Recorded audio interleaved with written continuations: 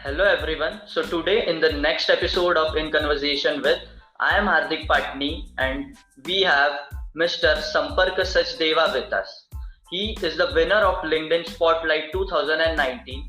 He is extremely passionate about networking, writing and content creation. With over 8 million post views and 1 lakh 30k likes comments here on LinkedIn over the last 12 months. He has a great experience of working in corporates like Asian Paints, Ola, and Oyo. So let's see what he has for us. So welcome, sir. How are you? Thank you, Hardik. I'm all good, all good. How are you? Yeah, I am also doing great, sir. Yeah, I'm really happy to be here. So, all yours now. Yes, sir. Sir, so how were you dealing with this lockdown? What new things have you tried? Um, See, the lockdown I feel has been a very good time to spend with yourself as well. Uh, Mm-hmm. Over the last 10 years since you started working, you never got so much time to give to yourself. So you always be caught in the whole rut of traveling and office and stuff like that. So yes, it saves a lot of time. So besides the cooking and the uh, bartan dhona, I think I've got a lot of time to introspect as well. Okay. And yes, it has also given me a chance to work on my own venture now, which I am Mm-hmm. now doing in terms of training, coaching, mentoring around personal branding, marketing, sales. So that's a Mm-hmm. venture which I have started during the lockdown. So in the Okay. first 3 months itself, it's been a great journey for me as well.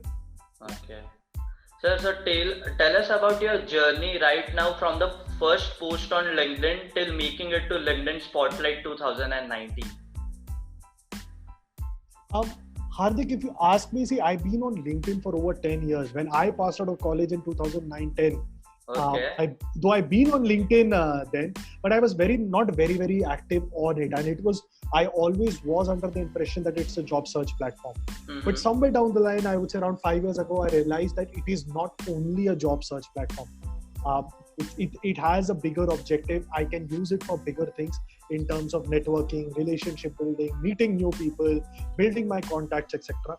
So my major journey has been the last 5 years, and that is where uh, the whole thing from starting to post content out, uh, realizing that it is not a short-term game. LinkedIn is a longer-term game. uh, so over the last 4 years, I've been very active on the platform, posting a lot about marketing, sales, career, positivity, motivation, uh, life in general as such. And that's where I started getting a lot of appreciation for the content I was posting.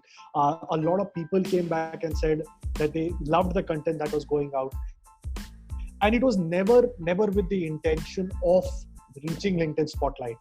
Mm-hmm. Though I was aware of LinkedIn Top Voice and LinkedIn Power Profiles, I assumed it was for very higher people and much more experienced and much bigger achievers. I was never aware of Spotlight as such until that one fine day when that email hit my uh, inbox, and that is where I realized I was a part of the Spotlight. So it was not planned, it was not a conscious effort, it was all with the effort of just giving on the platform. So Hardik, though I've been on the platform for over 10 years and I joined the platform way back in college in 2009-10, but I was never very active on the platform.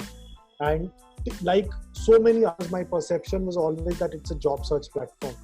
And uh, but when I came onto the platform somewhere around 2014-15 kind of thing, I realized that it is not only a job search platform. There is so much more to LinkedIn than what we come across. So everything from relationship building to networking to meeting so many new people. And I realized it's not a short-term game. It's a more of a longer-term game. And that is where I started getting active on the platform. So I don't remember my first few posts, obviously, but over the years I would have done, uh, I would say, over 1,000 posts. Uh, Across. So while last year I would have got around 8 million views, across I would have crossed over 20 million views on the platform. uh, and it was never a plan to become a part of LinkedIn Spotlight. Actually, I was not even aware that there was something like LinkedIn Spotlight uh, till the time I got that email in the inbox saying that you're a part of the spotlight list. So yes, it was never a conscious effort towards winning the award. It was never a conscious effort of gaining something. It was always about just sharing my thoughts, giving out content, putting it out, etc. And yeah, somehow the LinkedIn spotlight happened on the way. Okay. Sir, so what do you think, what is the potential of LinkedIn and why it is important for an individual to maintain a proper LinkedIn profile? See, the potential is enormous. And I tell this, I do a lot of LinkedIn sessions, I do a lot of trainings, webinars, consultancy. And I tell this everywhere that people assume it's a job search platform. People assume it is a sales generation platform. I say it as neither. It's a networking platform. It's a relationship building platform where jobs and sales are byproducts of the platform. So if you come and you build your relationships, you will get jobs. If you come, you build your network, you will get sales also. So, and the other problem is that a lot of people come to the platform assuming it is a taking platform, and then they get very frustrated. They say, nobody's giving me a job. Meri sale nahi ho rahi, mereko naukri nahi mil rahi. Guys, it is not a taking platform. It's you come, it's a giving platform. You give, and you get. Then you don't need to take. You eventually get. So that's the potential of the platform, and it's just about hanging in there. You need to have patience. It's a longer term game. And why LinkedIn? I'll tell you there. And this is the mistake that most corporate professionals make. When they are in a job and a lot of people give them attention, they assume that the attention is to them, but they forget that the attention is to the designation that they hold. So does Sampark get that attention because he's a head of sales at Oyo, or does Sampark get attention because he's Sampark? Okay. So the people mistake that attention to be for themselves, and that is where personal branding becomes more important. And more so in the COVID times, you don't know when that designation, when that chair will go. Hence, your own personal brand becomes very, very important. And that's where LinkedIn comes in place, that so that more people know you as Hardik, more people know you as Sampark, more people who know you as you yourself, rather than the designation that you're holding. Yeah. So that's the potential, and that's why LinkedIn is very, very important. Okay.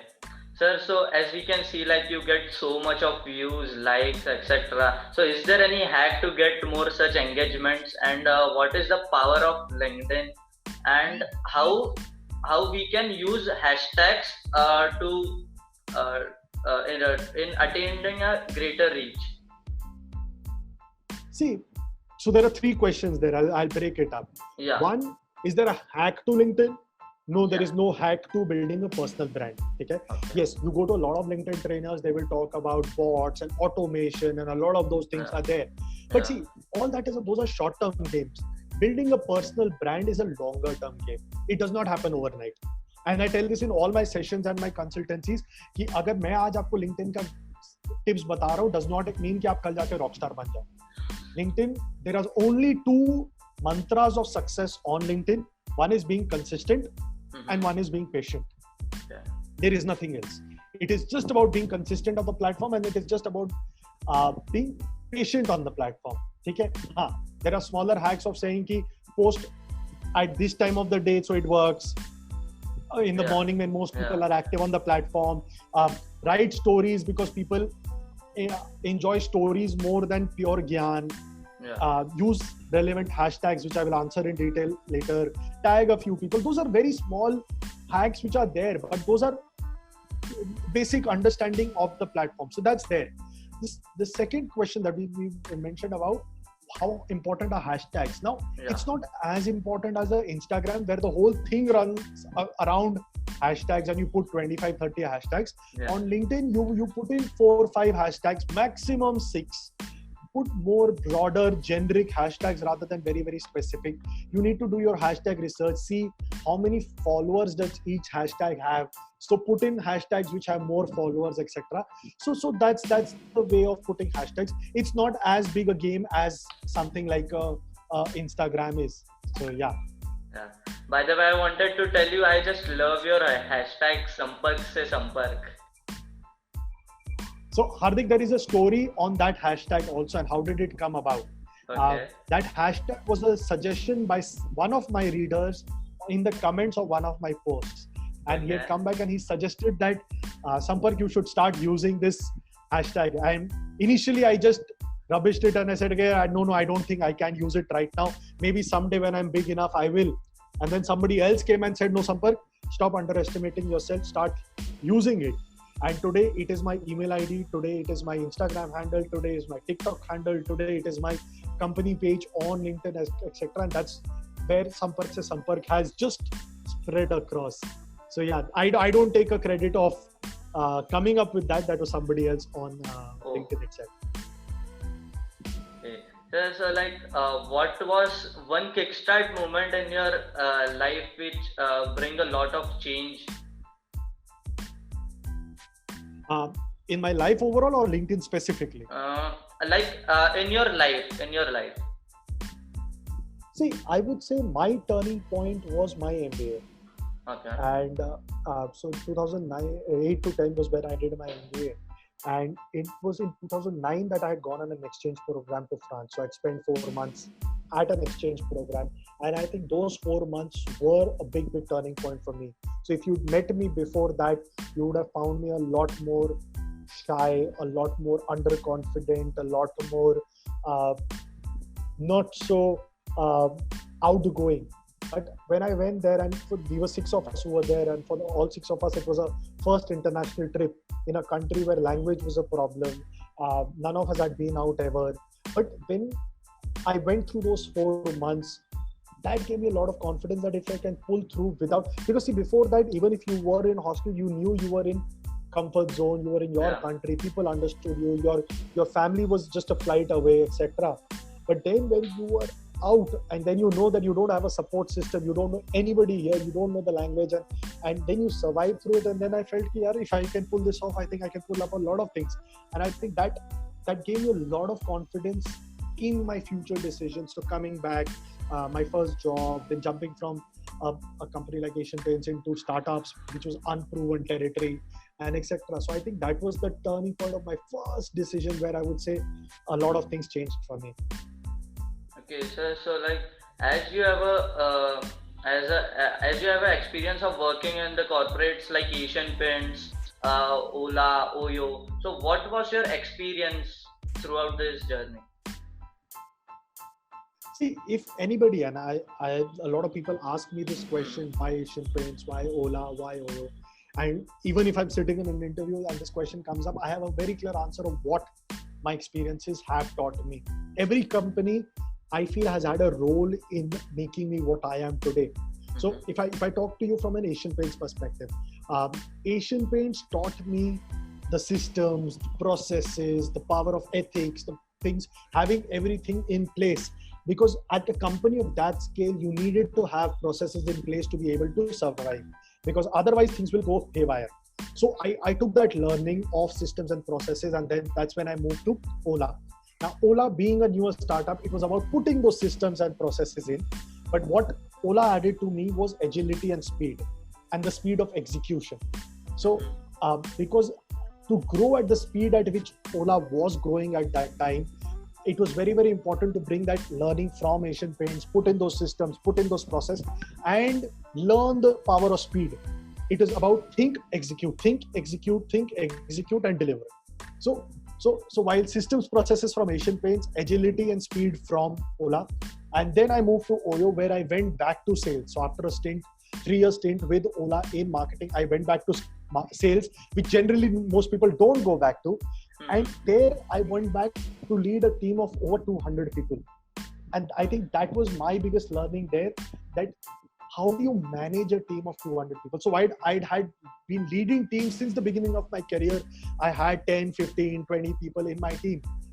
Managing a 200 plus team was a different ballgame altogether.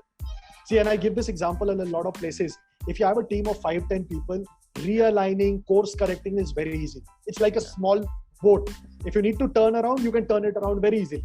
But when you're wanting to turn a cruise liner as big as 200 people, it takes a lot of time. Yeah. Because you can't turn a cruise liner at a short notice or at very high speed. It needs to go slow, it needs to take its time, it needs to have a proper measurement. So anything of course correcting, realigning, because when you're leading a team of 200, aligning to one goal is very, very important. So yes, the systems and processes combined with the speed, combined with the whole thing of huge team management, I think those are my 3 learnings across which I have come, and maybe let's see where I go next, and I'll be able to use that learning there. Okay. Sir like जैसे आपने बताया कि अलग अलग company से आपने अलग अलग चीजें वो टेक अवे की, लाइक आपने वो सीखी है, तो लाइक जब आप अभी आप खुद का करियर में लाइक आपने बोला कि आप खुद का ये स्टार्ट किया आपने स्टार्टअप, तो ये आपको वो चीजें कैसे हेल्प कर रही है अभी इसको अपना बेस्ट बनाने में?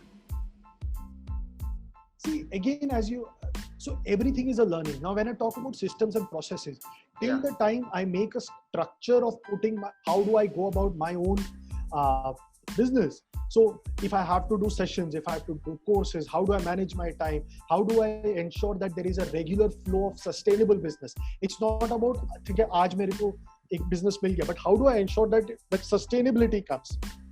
Only once the sustainability comes, will I be able to expand.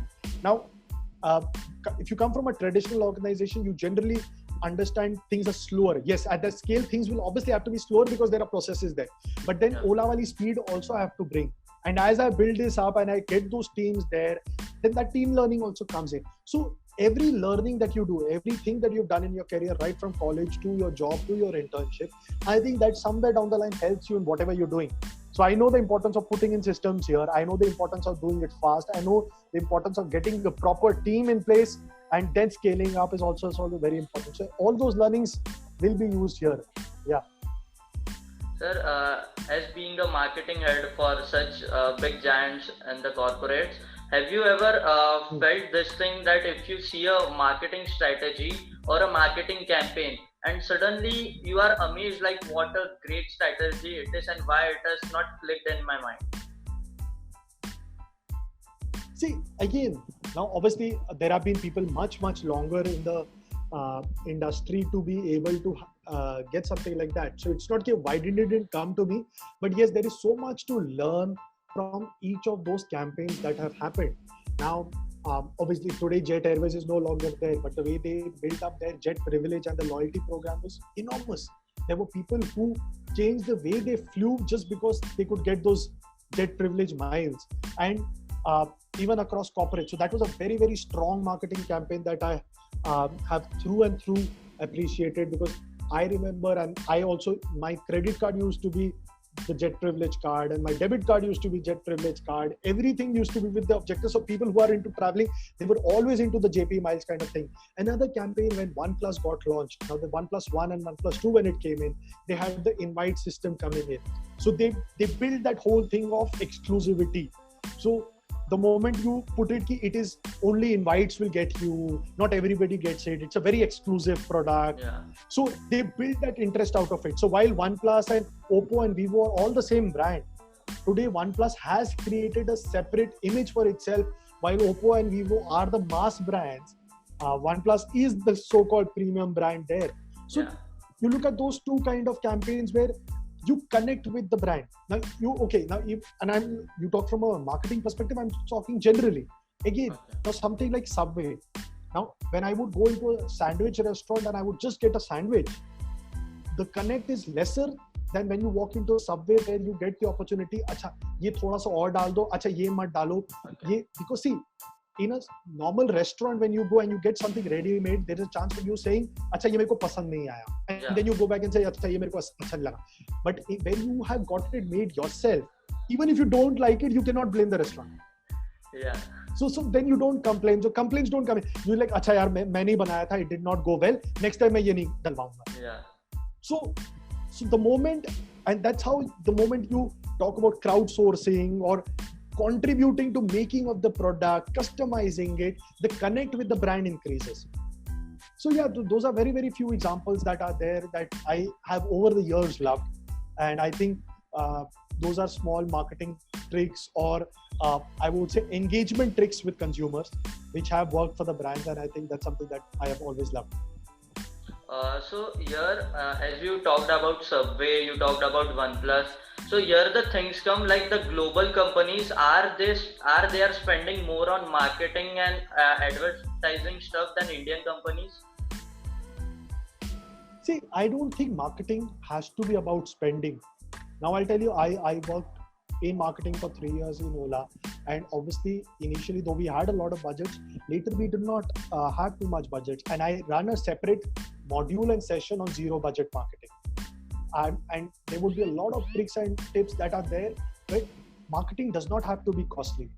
It can be barter, it can be sponsorships, it can be cheaper modes of marketing. You have to understand your ROI and customer acquisition cost, etc., and you measure that as a marketeer. So it's not about how much you spend, it's about how you create that impact. So if you're spending 100 rupees, so आज आप 100 रुपए देके 5 customer ला रहे हो और आप 1000 रुपए देके 5 कस्टमर ला रहे हो, what matters most? It's not about the glamour factor of it. It's about which of them has a lower customer acquisition cost, which of them has a more ROI. So yes, when you work with a startup and in marketing, you learn all these small kind of tricks there. Now, when you talk about Subway, I don't think they spend anything on for the customer to tell. Yes, it takes up 2 minutes more for the customer to tell. But the fact is, it brings that sense of attachment with the product that I'm making. कि मैंने खुद बनाया है. Now with OnePlus also, if you go into that, initially they would have had that build up, but they did to market that there is a invite system. But what they did, they asked their customers to become their marketeers. Yeah. So if I had an invite, I would go and Hardik, तेरे को भी खरीदना है, लो ये मेरे पास invite है. So I became a brand ambassador. It was these are not very heavily spent on campaigns, but if you can do that well, see, it's about finding that one opportunity, and if that opportunity works, I think that works wonders. Marketing need not be heavily spending. Okay. Sir, what you will guide to the young content creators or the young generation who are starting up on LinkedIn? See, I would say take LinkedIn as a longer term game. Okay, and this answer will be a little long. And as I mentioned, it's about consistency and patience. So don't give up too easily. And I give this example everywhere, and I'll give it to you again. I'll take 5 minutes and I'll give an example. Yeah. LinkedIn is like joining a gym membership. Okay? So when you join a gym, 80% of people leave within 1 month. 90% of people leave within 3 months. Only 5% survive for 6 months. But the ones who survive for 6 months come out with a very good physique. Same thing with LinkedIn.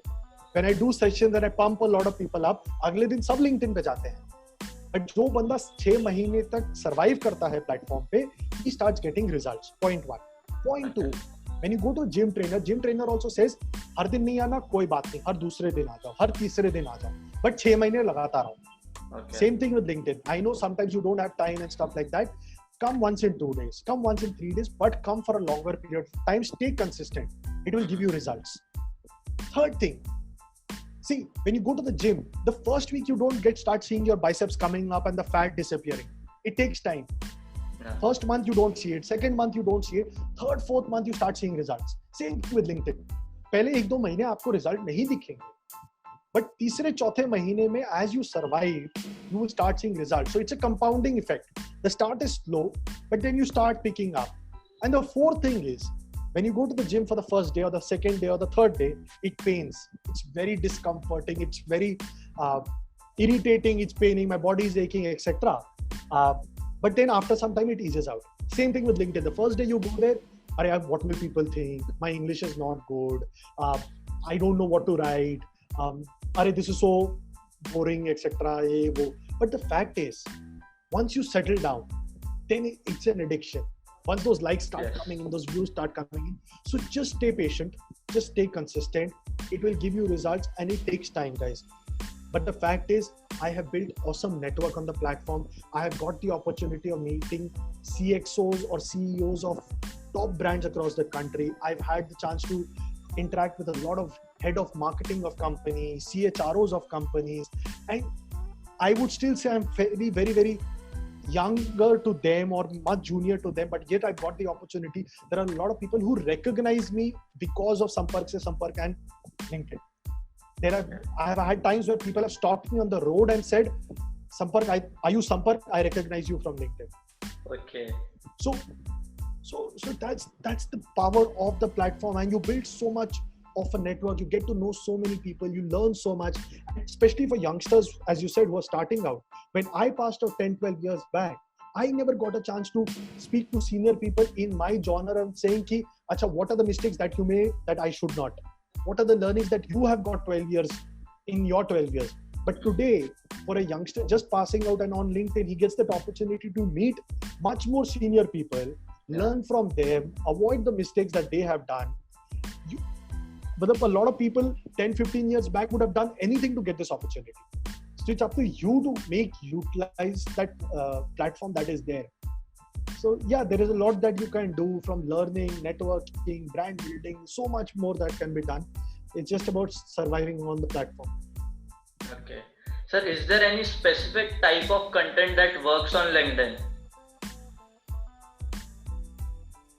See, while I would not say there is some specific type, but what works more are stories, testimonials. The moment you put a story format, not the Instagram story, the Kahani format, where there is a start, there is a build up, and there is a end, and there is a lesson, that works more rather than you directly putting out gyan. So if I say Hardik should be a good boy, it's just a moral of the story. People may or may not like it. But if I say Hardik went outside, he met somebody who was in trouble, and he took the effort of helping it out, hence moral of the story that Hardik is a good boy, I think that builds up more interest. So stories work more, emotions work more. But yes, don't go into negative posts, don't go into bad mouthing someone, don't get into arguments, guys. It's a professional platform. It's not Facebook or Instagram, where you have a lot of personal people there. It's a platform where potential recruiters are there, potential business partners are there, potential clients are there, and every move of yours is trackable. So don't try negative stuff, don't try immature stuff, don't get into arguments. What happens is, the moment you do that, you get a lot of engagement, you get a lot of views, you get a lot of traction when you sell negativity. But then the people who are engaging with those posts are not your potential recruiters. The people who are engaging with your post are not your potential clients. But in this meantime, your correct person, who's your recruiter, comes, he sees your post and he says, no, this is not the guy I want to recruit. Hence, stay positive, write good stuff, don't fight, don't get into arguments, agree to disagree, take criticism well. I think that's what is very, very important on the platform. Okay. Sir, that this example was really amazing. Like I can feel that, like how the person goes to gym and all that stuff. Right. Yeah. So like it was really great to talking with you. Hope to talk with you soon again. Thank you, Hardik. It was a pleasure being here. Yeah.